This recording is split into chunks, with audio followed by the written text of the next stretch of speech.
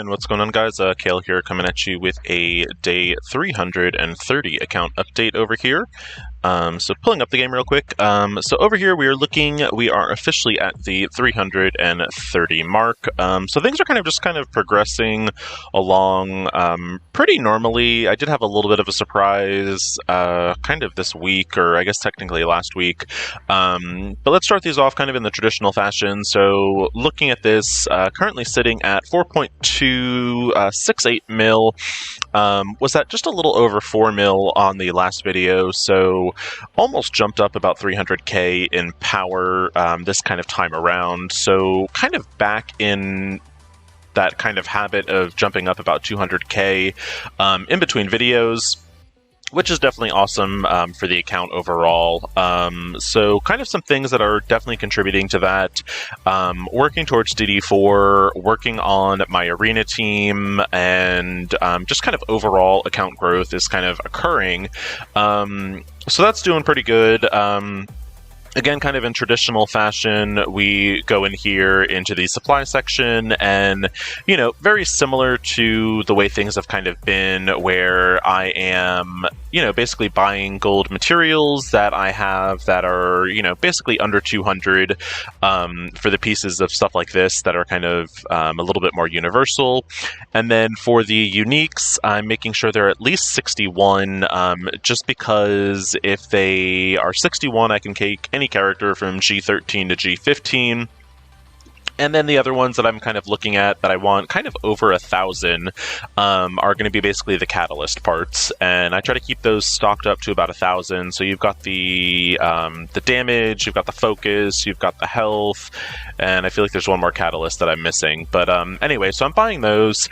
Purple gear, not really buying. I haven't been buying that in quite a long time, just because it's, you know, just really not a priority, I guess, on Mini.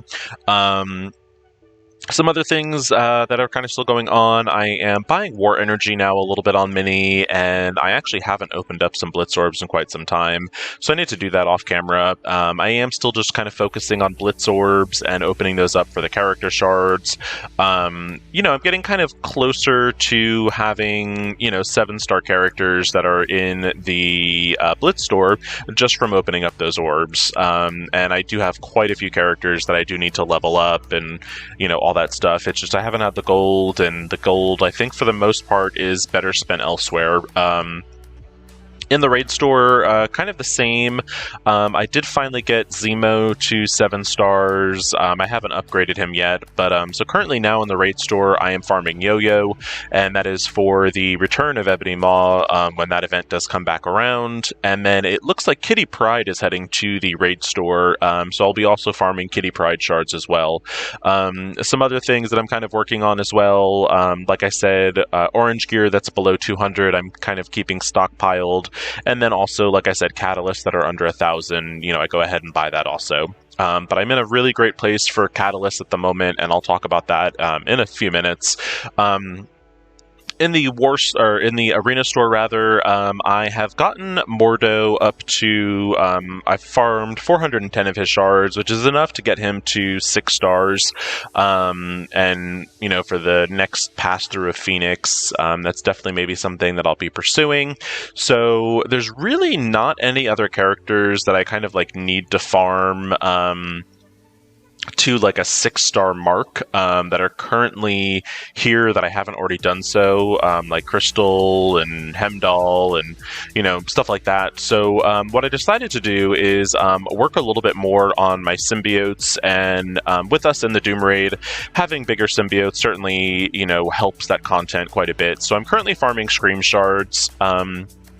Originally, I was planning to do Red Guardian over here, but kind of with the release of Captain Sam, he's kind of becoming a little outdated. He's still a phenomenal character, don't get me wrong, but a 3-star Captain Sam can do what a 7-star Red Guardian can do. So I guess kind of what I'm planning is to kind of try to future-proof myself, and basically I feel like Captain Sam is going to be needed for the harder Doom content down the road, where Red Guardian may be able to handle the current stuff, but I don't know necessarily that he's going to be able to like handle the harder content. So I'm definitely trying to keep in mind of that, and so with that being said, I don't think I'm going to be farming Red Guardian immediately. He's definitely, useful for that training mat event that comes by about once a month, but again, that's not something that I need to like hard focus resources on. I try to focus more on content that is occurring more so on a daily basis, or, at least on a weekly basis, versus stuff that comes only once a month. So I'm working on Scream. Once Scream is done, we'll see kind of where the arena store is. I might then farm Red Guardian, or Shatterstar might be already moved into the arena store, and I might switch over to him. I honestly haven't decided. That's nothing that needs to be decided today, or even tomorrow for that matter.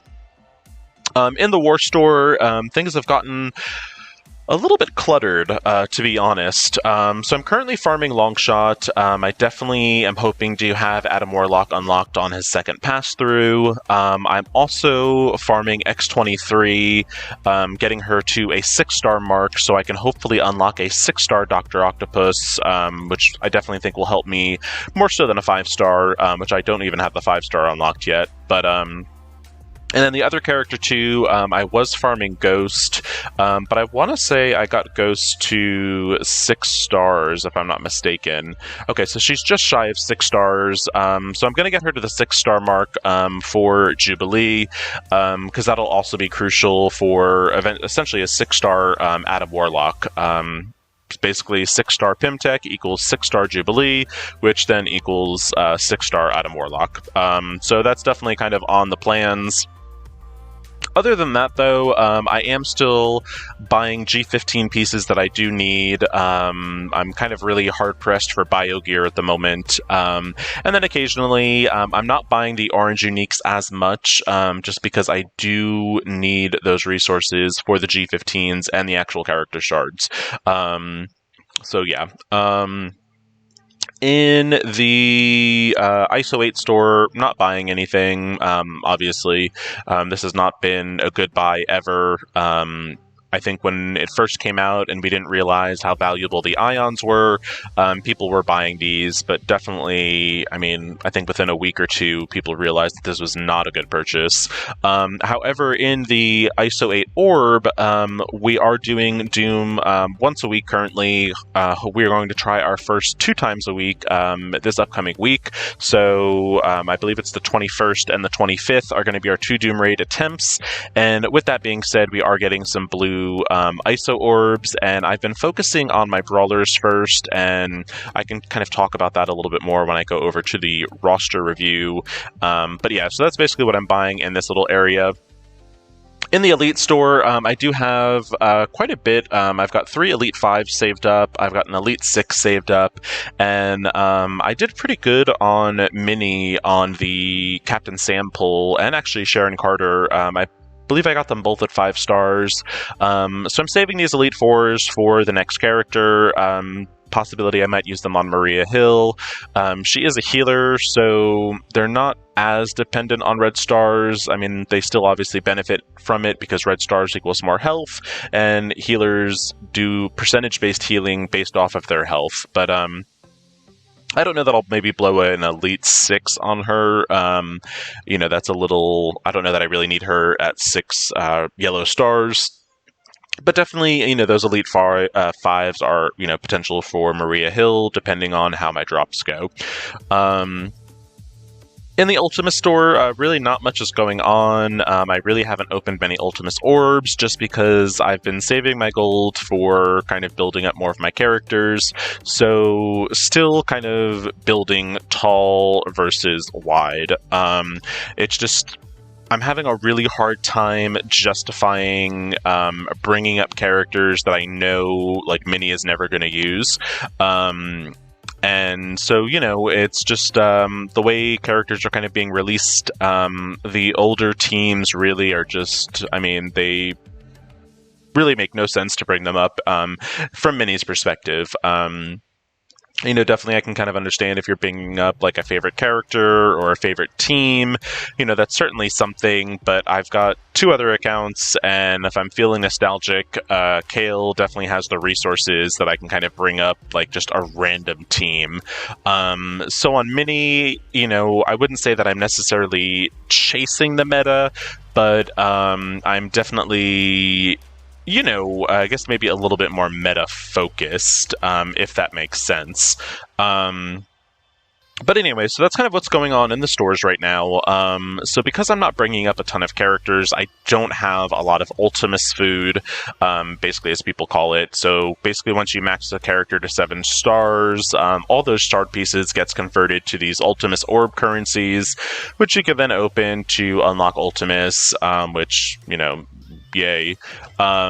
But the only benefit I would say to these orbs is actually the other character shards that you can get from this. This is one of the few orbs where you actually want a green drop, because blue, purple, or gold is going to be like a big Ultimus drop, whereas a green drop is most likely going to be some shards of one of these characters. And, there's definitely some unfarmable characters in the Ultimus orbs. So there's certainly a benefit to that, but I haven't had the gold to basically really press for these orbs. What else do we got going on? Currently, one thing too that I wanted to actually kind of mention is with them reworking the premium orbs, and they're doing it a lot faster, honestly, than they've historically done it in the past. So Cole Obsidian is moving over to the War Store, and he is being replaced by Kestrel. So Kestrel will be in this premium orb. So I'm actually currently saving my premium orbs until Kestrel becomes a part of this, and more Kestrel shards is definitely kind of what I'm hoping for. The more stars she has, obviously the better she is. She's a super strong character, and I'm thinking kind of if they keep their trends kind of going, once Cull kind of moves over, I guess Anti-Venom would probably be the next, if he's even in this. I honestly haven't even checked. Let's see. Yeah, so Cull and Anti-Venom are in this, so I would assume Cull is going to move over to the War Store, and then I would assume Anti-Venom will probably follow him, and when Anti-Venom moves over to the War Store also, obviously another character will pop into this premium orb. Who that is, I don't know. So I'm currently saving my premium orbs. If you're looking for more Kestrel shards, I would maybe recommend doing that as well. But that's about the only thing I am currently hoarding. Holding on to red stars, obviously, until the next character. And typically I try to have anywhere from like 10 to 15 when those characters do get released. And yeah, so that's what we're doing kind of in the stores. If we look over here at the roster rather, currently, working on, as far as T4s, I'm working on Infinity Watch, which is why they are all favorited up here. I'm also working towards taking them to G15, just for a combination of DD4 plus Arena plus War Offense, and even to some extent a little bit in Raid. So that's why they're all favorited up here. I am currently farming Nebula Shards, Yellow Jacket, Multiple Man, Wasp over here, Yelena Belova, but I'm only doing 3 of her campaigns per day, and then I'm doing full campaigns of Negasonic, Polaris, and Cable, and pretty much all the other characters that I'm farming that are not Infinity Watch are legendary related. So Yellow Jacket and Wasp are obviously related to Jubilee. Polaris and Multiple Man are in relation to Adam Warlock, and then Cable, Negasonic are also related to Dr. Ock, and Yelena is in regards to, that skill event.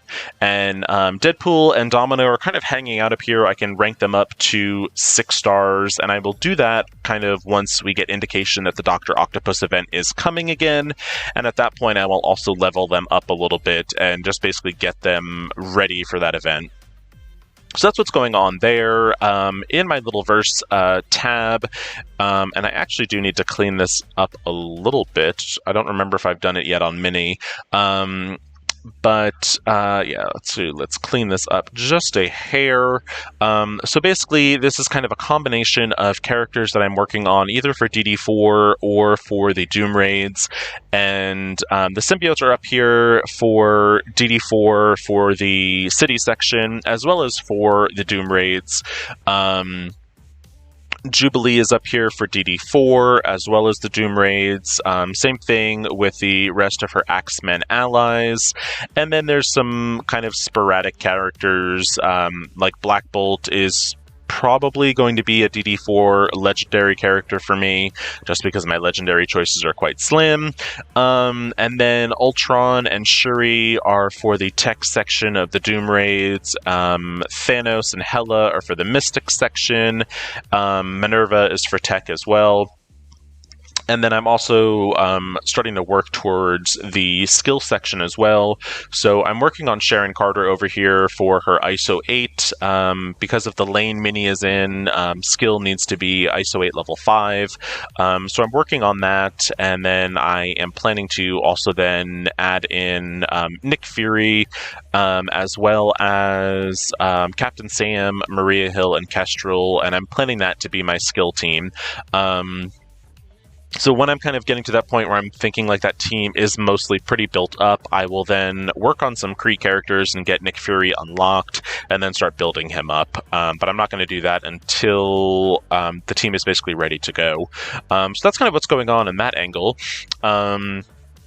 So like I was mentioning, a lot, I would say, kind of has happened this week, or at least this past 10 days for Mini. So I actually finished my timed run of DD3. So I am officially 100% done with Dark Dimension 3, which is awesome. I have a 5 Red Star Ultimus that I don't even have unlocked.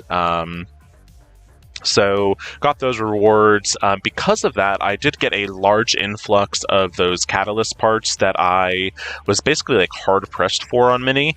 So that definitely kind of eased up that bottleneck a little bit for myself. And then the other thing that kind of happened and kind of really took me by surprise, and it's kind of, honestly, it's messed up my planning for Mini, but it's definitely, it sounds a lot worse than basically what I'm saying. When I say what actually happened, it's going to be like, oh yeah, that's like a real hard problem to have. But basically, I went through the Cosmic section of DD4 too fast. And I know that is like, oh, you poor thing, like you blew through Cosmic. It's obviously certainly not a bad thing. It was a pleasant surprise. I was just kind of hoping not to have to wait on DD4 for Mini. And I mean, I honestly thought, so like if we're looking back here, let me see, that's still Cosmic, all right, so global. So like, the last global node took me 11 attacks to do, which is basically 11 days. The node before that went kind of quick. It was only 2 days. The node before that took 3. The final unrestricted node, took me 4 days. So I honestly thought I was going to be in Cosmic a lot longer than I actually was.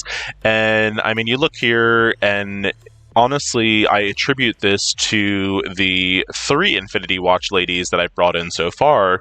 But basically, Phyla-Vell, Gamora, and Nebula, with Kestrel and Silver Surfer, with like Gamora doing a majority of the work. But I blew through this node in 2 attacks. This node here, again, 2 attacks. 20, almost 21 mil the one attack. The first attack, 18 mil. Pretty crazy. And then the second node, or the final boss node, which is normally the hardest in that particular section. I mean, the first day I did almost 52 million damage in my first run, and then I cleaned house with a second attack of 25 mil. So I really was not anticipating that. So, I mean, I was able to clear the whole cosmic section in 6 days, which I was expecting to be there for almost 2 weeks. So, definitely a pleasant surprise. And I mean, it definitely goes to show, like, the power of Infinity Watch, and even without Adam Warlock, just how strong this team is. So, I'd highly recommend, if you haven't started working on your cosmic team for DD4, I would highly recommend the Infinity Watch. Gamora, Nebula, and Phyla-Vell is who I took in just because Moondragon wasn't ready yet. But if you took in the 4 plus Kestrel, I mean, total overkill. I honestly think if I would have replaced Surfer with Moondragon, I think I might have been able to one-shot majority of those nodes. But so that's kind of where I am. So I'm currently now trying to play catch up with Mini and get myself city ready. So Anti-Venom over here is just one piece of gear away. I'm currently leveling up Multiple Man to level 80, and he will be my 3rd city character. And then I'm going to take in Scream, and just because I absolutely... The last city node is crazy annoying. I'm actually going to try to bring Carnage up also, and that way Mini won't be stuck on that node as long as Kale or even Jakaris was, because Jakaris is, I think, still on that node, and I think it's like day 22. So I've been a month in one node, and that's just starting to drive me crazy on Jakaris. So I definitely been trying to avoid that on Mini. I'm actually hoping that they would release some like crazy new city character, and that would kind of really shake city up, but that hasn't happened yet. So I'm just kind of planning with what I have. Some other things of note, really not too much else going on. The Sharon Carter event obviously is live. I have been kind of prepped for this with Mini, where I got myself in a nice shard in my arena, so I've got a nice abundance of cores built up. I'm spending the 50 refreshes, and then I'm also going in, I'm doing 2 of the 100 refreshes, so getting it down to 54 in total. Basically what that's allowing me to do is I full clear the hard section, and then I do, depending on how early I've woken up that day, 2 to 3 of the medium nodes as well. And the reason I'm sitting on energy, I made a stupid mistake this morning when I was buying the refreshes, and I didn't realize I was basically almost done with this milestone, so I actually really should have waited, but I mean, it is what it is. So that's what's going on there. In my arena shard, I'm kind of sitting, kind of in the same place. Typically, I like to end below the top 50, so I figured I would kind of pop in, do a couple arena fights, and we can kind of talk a little bit, because I think a lot of people are seeing a shift in the arena meta where you are now starting to see basically either full iWatch teams or iWatch with Kestrel, and I guess kind of the ways that I am kind of countering the team. And I would honestly say I've got a pretty much 99% success rate most of the time. There is kind of the off time where, once in a while I don't play correctly, or they're just that much stronger than me, and I do lose. But so kind of going against this is kind of one of more of the hybrid teams, and definitely some awesome meta characters that we've got going on over here. So we did have some bad luck with that. So Kestrel just deleted our Gamora, which basically negates almost my whole strategy with how I would normally fight this fight. And normally what I would say is you basically want to delete Kestrel before she deletes one of your characters, which we were able to do there, but we just had some bad luck, and she targeted Gamora first, and she kind of took her out. I think this actually might still be winnable, even without Gamora. So let's see. We'll now go after Surfer, because he's the next biggest threat kind of on the field. Hopefully they don't nuke down our Kestrel. Okay, that's good. We'll get some death proofs on the field. Surfer's gone. And this is pretty much a done deal now. So we'll nuke Zemo real fast. And even though we had some bad RNG and they did take out Gamora first, we are able still to win this fight. Gamora is obviously the powerhouse behind Infinity Watch, but the team still does well. Even without her, and even without Adam Warlock, the team is really built to sustain and kind of outlive a lot of teams. So, did a great job there. So, boom, we are at rank 49, which puts us in the 200 rank. So basically kind of what I'll do is just prior to payout. So payout is in an hour and 59 minutes. Basically what I'll do is I'll hop in, and if I'm much lower than 49, like if I'm above 51, I'll go back in, do another fight, and just trying to get myself a little bit lower. That way I can get those 200 core as a reward, and basically what that means is all the cores I used for my daily energy is basically refunded to me, and all the cores that I got for my daily objectives actually starts building in excess, and that's how Mini has the amount of cores that I do. I was at over 3,000, but with the Sharon Carter event being several days in, that is starting to slowly drain down my cores. So yeah, I want to say I think that is pretty much what's going on with day 330. Stark Tech, Honestly, I've forgotten to do that the last couple videos. Stark Tech, what I'm working on right now, since I did switch lanes for Mini, Mini was in a Tech Mystic lane, and I am now in a Bio Mutant lane. So my Mutant section is first, so I'm working on maxing out my Mutant Stark Tech, and then I will switch on over to Bio. Following that, I will then look at my next lane in the Doom Raid, and then I will start focusing on that for Stark Tech. But yeah, that's going to be it, I think, for day 330 with Little Mini. Hopefully, y'all are still enjoying these account updates. If you are, please like and subscribe for additional account updates and just my general thoughts and thinkings on pretty much all things MSF. So again, thank y'all so much for watching. Hope y'all are having a good week, and take it easy.